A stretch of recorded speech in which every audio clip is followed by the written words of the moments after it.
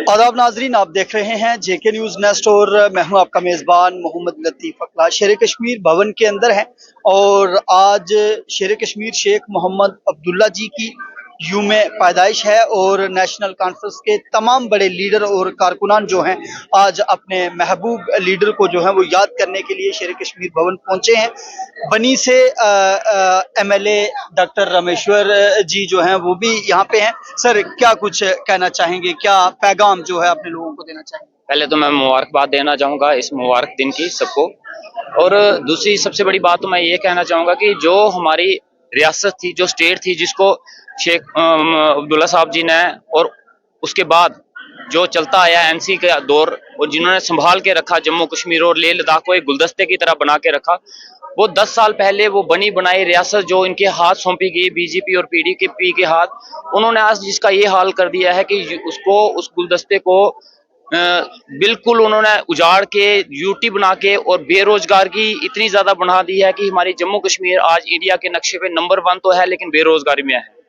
आज माइनिंग का देखो, बाहर से लोग आके यहाँ पे माइनिंग कर रहे हैं। एजुकेशन सिस्टम देखो, यहाँ पे खस्ता हालत है। हर एक चीज में देखो हमारे जम्मू कश्मीर में टोटली लूटपाट हुई है। और मुझे ना कहीं ये लगता है हमारे शेख अब्दुल्ला साहब जी का ये सपना नहीं था, जिसको जिस तरीके से तोड़ा गया है, मरोड़ा गया है, और इस चीज को हम कदा बर्दाश्त नहीं करेंगे। और इस मुबारक दिन पे मैं चाहूंगा कि शेख अब्दुल्ला साहब जी के लिए सबसे बड़ा तोहफा यही होगा कि हम जम्मू कश्मीर स्टेटहुड के लिए लड़ें, स्पेशल स्टेटस के लिए लड़ें। और अगर हम ये कर पाते हैं तो शायद हमें लगता है कि हम उनको ये तोहफा दे पाए। जनाब, आपकी हुकूमत जो है जम्मू कश्मीर के अंदर बनी है और बिलखसूस अगर हम जम्मू कश्मीर के लोगों की बात करें तो डेली वीजर का एक बहुत बड़ा तबका है जो लोग लगातार रेगुलाइजेशन को लेकर मांग कर रहे हैं। क्या कुछ मैसेज जो है उन लोगों को रहे? ये सरकार जो बनी है ये जनता की सरकार है, लोगों की चुनी हुई सरकार है, लोगों की सरकार है। और हर एक मसले, चाहे वो डेली वेजर के मसले हों, चाहे वो एसपीओ बीडीसीज के मसले हों, चाहे वो स्कूल हॉस्पिटल बिजली पानी के मसले हों, ये सब हल किए जाएंगे। लेकिन हमारा सबसे बड़ा मुद्दा रहेगा पहले स्टेटहुड। हमारी जो लड़ाई रहेगी वो स्टेटहुड के लिए रहेगी। जब हमारी खोई हुई शान, हमारी खोई हुई इज्जत जब हमें वापस लौटेगी तो ये सारे मसले आप देखेंगे एक एक करके हल होंगे। और अभी आप देख भी रहे हैं, अभी जुम्मा जुम्मा 1-1.5 महीना हुआ है सरकार बने हुए, लेकिन इतने कम वक्त में जो इतने फैसले लिए गए हैं लोगों के हित के लिए हैं और लोगों के हित के लिए आगे भी ऐसे फैसले लिए जाएंगे।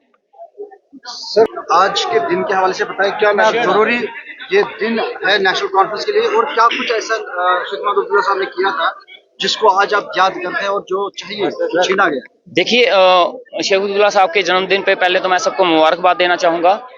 डेवलपमेंट का जो दौर शुरू हुआ वो उनके वक्त से शुरू हुआ, चाहे वो कॉलेजेस को लेके था, यूनिवर्सिटीज को लेके था, चाहे वो रोजगार को लेके था।